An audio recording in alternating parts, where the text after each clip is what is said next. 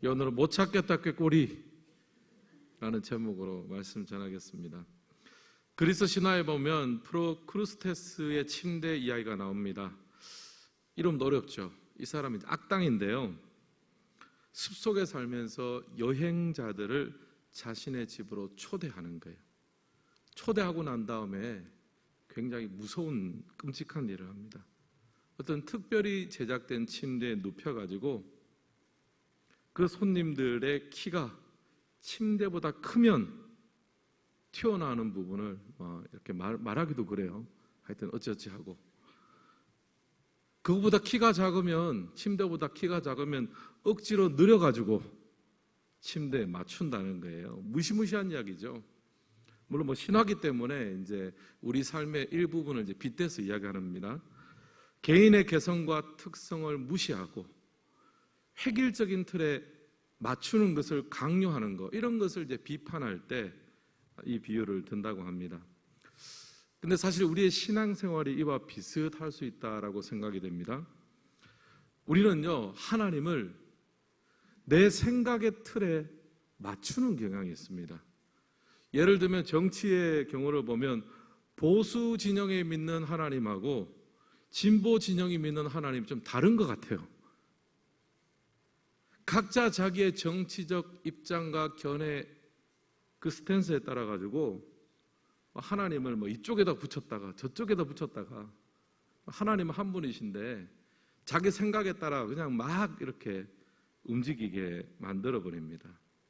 사실 인간의 생각과 인간의 사고와 인간의 어떤 판단에 완벽하게 맞춰지는 하나님, 이런 하나님은 사실 있을 수가 없죠. 어떻게 피조물인 인간이 창조주 하나님을 다 이해하고 다 파악하고 다 알 수 있겠습니까? 오히려 다 안다 그러면 이제 그게 거짓말이죠. 예전에 신학에서도 좀 그런 일이 있었습니다. 자유주의 신학이라는 것이 있는데요, 이게 뭐냐면은 우리의 이성 속에서 이해되는 부분만 믿겠다는 거예요. 그러니까 성경에서 기적이라든지 초자연적인 부분을 다 삭제해 버렸습니다. 남는 게 뭐예요? 윤리책만 남는 거죠.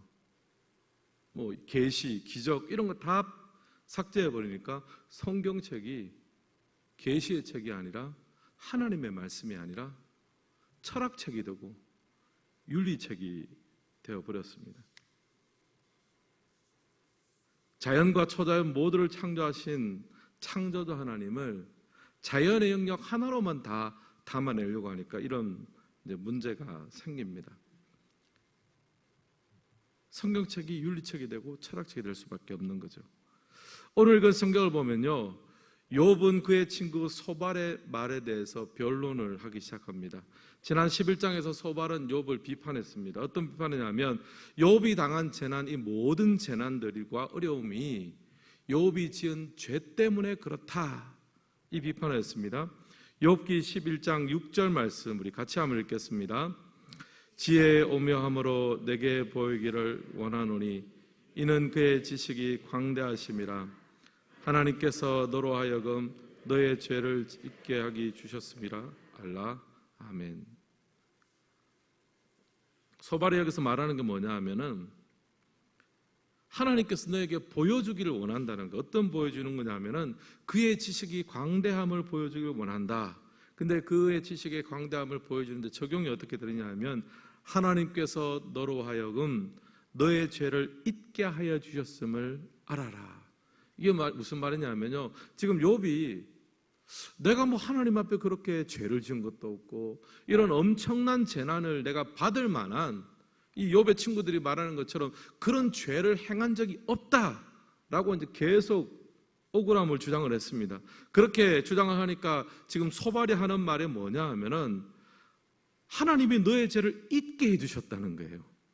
근데 비판을 하다 못해가지고 너 분명히 죄 지었는데, 그만한 그런 재난을 받을 분명한 죄를 지었는데 하나님이 너에게 축복을 주신 게 있는데 뭐냐 하면 망각의 축복이라는 거예요. 네가 지금 죄를 지지 않았다라고 말할지 몰라도 그는 하나님이 기억나지 않게 하셨을 뿐이지 전혀 그렇지 않다는 거예요. 소발은 자신의 신학적 이해로 욥의 인생 그리고 욥이 믿고 있는 하나님을 재단해버렸습니다. 너 지금 재난을 당했지? 그건 죄 때문이야. 인과응보라는 침대에다가 욥을 묶어놓고 그 생각에 맞지 않는 부분은 다 쳐내고 있는 거예요. 좀 부족하면 당기고, 내가 죄를 짓지 않았다고? 아니다. 죄를 지었지만 하나님이 내게 망각의 복을 주셨을 뿐이야. 굉장히 무서운 말을, 폭력적인 말을 했습니다.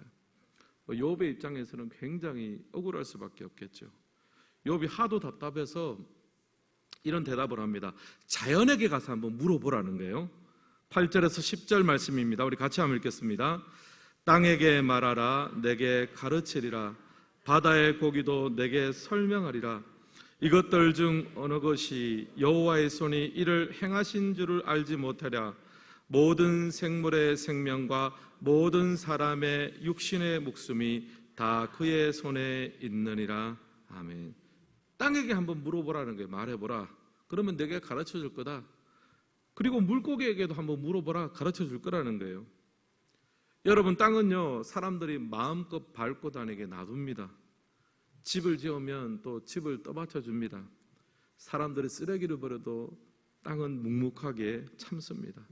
물론 자연이 파괴되기도 하지만 자연은 또 정화시키는 능력도 있습니다. 땅에 있는 모든 생명과 목숨은요, 하나님의 손 안에 있습니다. 단순한 자연 법칙이나 인과를 넘어서 땅에 있는 모든 생명과 인생과 모든 것들은 주권자 되신 하나님의 손에 붙들림 받는 줄을 믿습니다. 근데 지금 욥의 친구 소발이 계속 하나님의 어떤 전능자의 손에 있기보다 네가 지금 계속 죄를 지었기 때문에 그 인과율의 법칙에 따라서 너는 지금 이 재난을 당하고 있다.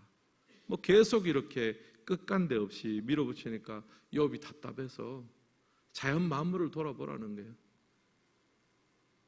인과율을 따라 움직이는 것 같지만 사실은 하나님의 손에서 움직이는 거 아니냐. 너의 좁은 소견을 버려라. 나를 그만 질책해라. 안 그래도 아파 죽겠는데 너 얘기까지 내가 지금 들어야겠냐. 지금 그 얘기를 계속하고 있습니다. 사실 우리가 살아가는 이 세상에도 이런 일들이 있습니다. 우리가 가진 생각과 어떤 자세를 가지고 다른 사람들을 판단하기도 하고 어떤 사안에 대해서 이야기하기도 합니다. 말하는 사람 입장에서는 그냥 내가 가진 생각을 이야기하는 것이지만, 그러나 돌아보면 그런 말과 그런 행동 자체가 어떤 사람에게는 아픔이 되고 상처가 되고 또 폭력이 될 수 있습니다. 욥과 같은 희생자가 발생하는 거죠. 그러니까 내 생각에서 상대방을 판단하고 오해하고 상처 주는 일이 많습니다. 또 내가 그런 상처를 받는다고 하면 반대로 생각하면 나도 그런 상처를 주고 오해를 하고 판단하는 것도 사실은 거의 절반 정도 된다라고 보시면 틀림이 없습니다. 근데 제가 이 말씀을 좀 묵상하면서 그러면 욥기에서의 하나님은 이 부분에 대해서 어떻게 말씀하시는가? 욥의 친구들은 지금 끊임없이 공격을 합니다. 자기가 가진 신학과 경험과 이런 것을 가지고 결국 네가 죄를 지었기 때문에 이런 거 아니냐, 그 기준에 맞지 않으면 다 쳐내고 또 부족하면 막 끌어당겨가지고 욥을 정말 괴롭게 하고 힘들게 하고 있습니다. 그런데 욥기에서 하나님은 어떻게 다루십니까? 22절 말씀에 그 힌트를 얻을 수 있습니다. 22절 같이 한번 읽겠습니다. 어두운 가운데서 은밀한 것을 드러내시며 죽음의 그늘을 광명한 대로 나오게 하시며. 아멘. 여기 보면 어두운 가운데서 은밀한 것을 드러내신다라고 합니다. 그 말은 하나님이 하시는 일은요, 사람의 눈에는 은밀하게 감추어졌다는 말입니다. 하나님이 드러내시기 전까지는 은밀합니다. 여기서 은밀하다는 단어는요, 심오한, 깊은, 모호한이라는 뜻이 있습니다. 결국에는 욥기에서 나타나는 하나님은요, 사람이 다 알 수 없는 하나님. 욥과 그의 친구들의 질문에 침묵하시는 하나님이에요. 여러분, 욥기를 보십시오. 하나님은 철저하게 침묵하세요. 1, 2장에 잠깐 나오고 나서 계속 침묵하십니다. 나중에 38장에서 하나님이 직접 나타나시기 전까지는요, 대부분 침묵하고 계십니다. 알 수 없는 하나님입니다. 욥기 전체가 욥과 그의 친구들의 논쟁입니다. 하나님은 보이지 않으세요. 오늘 설교 제목이 못 찾겠다 개꼬리 아닙니까? 숨바꼭질할 때 마지막까지 못 찾으면 술래가 하는 말이죠. 욥과 친구들이 지금 각자 하나님처럼 빙의해서 하나님이 이렇게 말씀하실 거야, 저렇게 말씀하실 거야, 계속 그렇게 하지만 결국에는 하나님의 어떤 뜻에 부합되고 그렇게 살아가는 사람은 없습니다. 못 찾겠다 깨꼬린 거죠. 침묵하시는 하나님입니다. 반대로 욥의 친구들은 어떻습니까? 굉장히 시끄럽죠. 하나님을 변호한다고 하면서 그 변호라는 것을 빌미로 해서 결국에는 한 사람, 재난을 당한 한 사람 욥의 인생을 난도질합니다. 하나님을 좀 정의롭고 정당성을 이야기한다고 하면서 한 사람을 죄인으로 만들어줍니다. 죄인으로 만듭니다. 상처 주고 말다툼합니다. 근데 정작 하나님은 침묵하시죠. 이 말씀을 준비하면서 그런 생각이 들었습니다.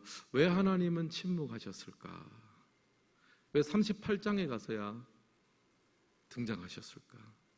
묵상을 하면서 들었던 생각은요, 욥은 지금 위로받아야 될 때지 변호하고 치고받을 때가 아니라는 사실이에요. 욥에게 필요한 것은요, 판단이 아니라 위로입니다. 만약에 하나님께서 한 38장이 아니라 뭐 3장, 4장, 한 10장 정도에 나타나면요, 사실 하나님이 뒤에서 말씀하시는 것도 그렇게 다르지 않거든요. 결국 욥에게 허물이 있습니다. 만약에 하나님께서 38장이 아니라 너무 일찍 등장을 하셔서 욥한테 이야기를 하기 시작하면요, 욥이 감당할 수 없어요.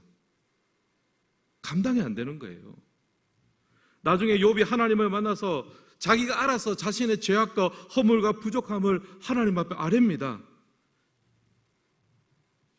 욥기 38장에서 일어날 일들을 가지고 지금 욥의 친구들이 그 사이에 자신들이 정의의 사도가 돼서 지금 욥에게 이러쿵저러쿵 자신이 가진 생각과 경험의 기준에 맞춰서 이것은 맞지 않고 저것은 맞지 않고,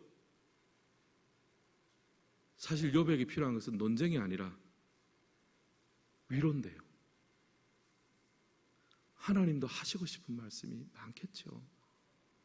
얼마나 하시고 싶은 말씀이 많겠습니까? 하나님은 욥의 약함을 아세요. 내가 지금 욥하고 논쟁하기 시작한다면 욥은 버틸 수가 없는 거예요. 그래서 하나님은 침묵을 선택하셨습니다. 욥을 위해서 침묵을 선택하셨어요. 여러분, 하나님의 침묵이라는 것이 때로는 우리에게 축복이 되는 줄 믿습니다. 여호수아서를 보니까요, 또 하나님의 침묵이 나오더라고요. 여호수아서 6장 10절 우리 같이 한번 읽겠습니다. 여호수아가 백성에게 명령하여 이르되 너희는 외치지 말며 너희 입에서 아무 말도 내지 말라. 그리하다가 내가 너희에게 명령하여 외치라 하는 날에 외칠지니라 하고. 아멘. 여리고성을 점령하는 전쟁입니다. 하나님께서 그 전쟁 도중에 기본적으로 침묵할 것을 명하셨습니다. 그리고 마지막 날 마지막 바퀴를 돌 때 그 전까지는 아무 소리도 내지 말라는 거예요. 그 성을 돌면서는. 왜 그러셨을까요? 만약 여러분 이스라엘 백성들에게 말하는 것이 허용이 되었다면요, 그 성을 뺑뺑이 돌면서 어떤 말을 했을 것 같습니까? 이스라엘 백성들이. 아니, 이게 지금 뺑뺑이 돈다고 이게 성이 무너지나? 이게 무슨 전쟁에 도움이 되겠나? 아마 난리가 났을 거예요. 그냥 그렇게 뺑뺑이란 말이 좀 부적절한 것 같습니다. 하여튼 돌다가 자기들끼리 막 원망하고 불평하고 그냥 싸우고 난리 났을 거예요. 그래서 하나님은 차라리 침묵해라는 거예요. 침묵하는 것이 너희의 승리를 위한 길이라는 거예요. 침묵하라는 것 속에는요, 하나님의 지혜가 담겨져 있습니다. 사랑하는 성도 여러분, 오늘 우리가 욥의 친구 소발처럼 누군가를 판단하고 정죄하고 싶은 마음이 있으십니까? 여러분, 섣불리 말씀을 하지 마십시오. 고민이 되시면 침묵하십시오. 정의를 바로 세우겠다고, 또 내가 살아가는 이 속에 좀 하나님의 어떤 일을 하겠다고? 아닙니다. 그 사람에게 무언가를 말하기 전에 고개를 돌려 하나님을 보십시오. 하나님이 만약 침묵하신다면 우리도 침묵해야 될 줄 믿습니다. 고민이 되면 침묵하는 게 나아요. 일본의 유명한 작가 엔도 슈샤쿠라는 사람이 있습니다. 유명한 작가인데요. 이 작가가 병원에 이제 입원을 한 적이 있습니다. 옆방의 환자가 밤새도록 이제 고통 속에서 신음 소리를 내서 잠을 거의 자지를 못했대요. 때로는 이 진통제가 이렇게 작용이 안 될 때가 있습니다. 그래서 이튿날 아침에 이제 밤을 꼬박 새고 간호사에게 물었습니다. 저렇게 환자가 진통제도 잘 안 듣고 극심한 고통에 시달릴 때는 어떻게 도와주세요? 물으니까 간호사가 한다는 말이 뭐냐 하면은 그때는 환자의 손을 꼭 잡아줍니다.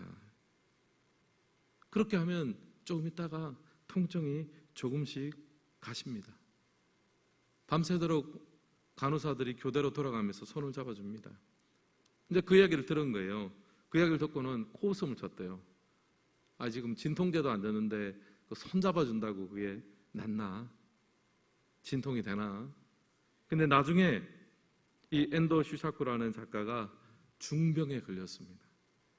수술하고 난 다음에 온갖 진통제를 써도 며칠은 정말 죽을 듯이 아플 거 아닙니까? 진통제를 더 센 거를 달라고 했는데 의사가 이 중독이 될 수 있으니까 며칠은 그냥 참으라는 거예요. 그래서 그냥 너무 이렇게 힘들고 어려워서 밤에 신음을 지르면서 참고 있는데 그때 간호사가 침대 곁에 와서 작가의 손을 꼭 잡아줬대요. 꼭 잡아주니까 아픔이 조금씩 경감되는 것을 느꼈다고 합니다. 여러분, 어설픈 몇 마디 말보다 침묵 속에서 손을 잡아주는 것이 때로는 훨씬 더 나을 때가 있습니다. 사랑하는 성도 여러분, 우리의 삶은 어떠합니까? 여러분, 침묵이 때로는 답이라고 생각하십니까? 우리가 다른 사람의 허물에 대해서 하나님께서 침묵을 선택한다면 여러분, 우리가 어떻게 해야 되겠습니까? 때로는 침묵 속에서 내 손을 잡아주시는 그 주님을 우리가 경험할 수 있기를 주님의 이름으로 축복합니다. 욥에게는 친구가 필요했던 거예요. 손을 잡아주고 그 치력과 같은 아픔을 함께 걸어갈 수 있는 손 잡아주는 친구가 필요했는데 욥의 친구들은 손을 잡아주지 못했습니다. 판단하고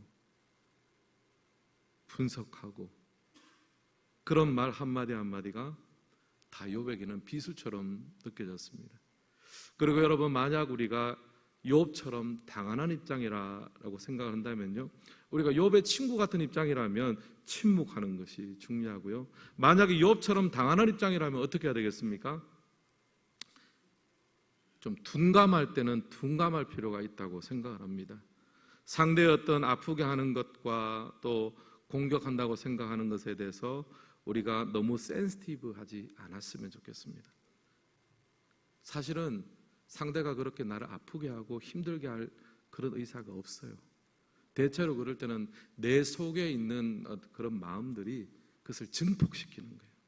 그래서 작은 걸 가지고 보통 우리가 확대시키는 거예요. 나중에 실제로 알고 보면요, 그 사람은 나를 아프게 할 마음이 1%밖에 없어요. 1%인데 우리가 99%로 뻥튀기를 하는 거예요. 그래서 여러분, 센시티브하지 않는 것이 굉장히 중요합니다. 그래서 제가 설교 때 한번 말씀드린 적이 있죠. 신앙생활을 하려면은 보고 요리를 잘해야 됩니다. 여러분, 보고는 굉장히 맛있는 생선이잖아요. 근데 무엇이 있습니까? 독이 있어요. 상대방의 행동과 말에 상처를 받으십니까? 그 독을 제거하면요, 굉장히 유익해질 수 있습니다. 또 인터넷에 악플이 달리잖아요. 악플도 그 독을 빼면요, 사실은 유익하게 만들 수가 있는 거예요. 근데 사단은 이것을 방해합니다. 독을 빼기 전에 먼저 화가 나버리는 거예요. 그러면 내가 화난 것을 내가 그냥 쓰러져 넘어져 버리는 거죠. 사단하고 전쟁하기 전에 내가 그냥 먼저 무너져 버리는 겁니다. 여러분, 어떻게 하는 것이 독을 빼는 것입니까? 하나님의 말씀을 묵상하는 거예요. 묵상하면서 내 안에 적용해보고 또 그 속에 있는 어떤 나쁜 것들을 빼면은 내게 유익한 것이 되고 고치면 장점으로 될 것들이 나옵니다. 한번 따라 하시기 바랍니다. 민감할 때 민감하고 둔감할 때 둔감하자. 굉장히 중요한 거라고 생각합니다. 저도 사역을 하다 보면은 이게 참 진리인 것 같아요. 대체로 근데 우리의 약점이 뭐냐 하면은 안 민감해도 되는데 굉장히 막 민감하고 정작 민감해야 될 어떤 영적인 부분에서는 한없이 둔감한 거예요. 뭐 누가 나한테 조금만 그러면은 그냥 막 그렇게 하고 우리가 정말 하나님 앞에 긴장감 말고 살고 정말 민감해야 될 때는 한없이 둔감하면서 어떤 내가 손해보고 뭐 하는 것에 대해서는 얼마나 민감한지 모릅니다. 여러분, 우리가 욥의 입장이라면요, 민감할 때 민감하고 둔감할 때 둔감할 수 있기를 주님의 이름으로 축원합니다. 오늘 말씀을 마무리하겠습니다. 여러분, 하나님이 침묵하실 때는 우리도 침묵을 선택해야 됩니다. 아마 그 사람에게 판단이 필요할 때가 아니라 위로가 필요한 순간일 수 있습니다. 그럴 때는 말보다 옆에서 침묵으로 손을 꼭 잡아주시길 바랍니다. 그리고 여러분, 욥의 입장이십니까? 민감할 때 민감하고 둔감할 때 둔감합시다. 도구열의 전문가가 됩시다. 독만 제거한다면 어떤 것도 버릴 것이 없습니다. 쓴소리나 아픈 소리도 나를 상처 주는 것이 아니라 발전하고 성장할 수 있는 영적인 주사가 될 줄 믿습니다. 그런 마음으로 오늘 우리의 처한 모든 상황들을 지나가며 침묵 속에서 하나님의 위로와 회복의 말씀을 듣는 우리 모두가 되시기를 주님의 이름으로 축원합니다.